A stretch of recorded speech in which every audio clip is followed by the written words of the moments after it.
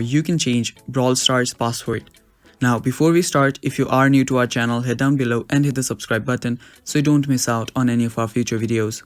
Also press the bell icon so you get notified when we release our new videos. Now let us begin. So the first thing you'll want to do is go to your browser, and after you go to your browser, go to supercell.com. Now let us see the process of changing our password.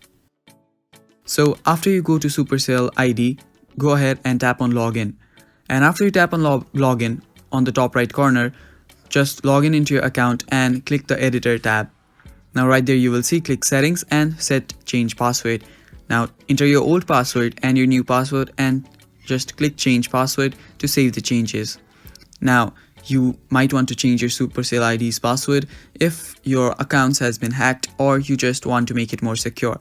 So you might want to change your password regularly and make sure that you use a really strong password.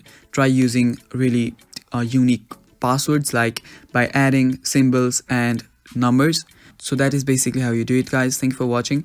That is all for the video. Stay tuned for more, and bye bye.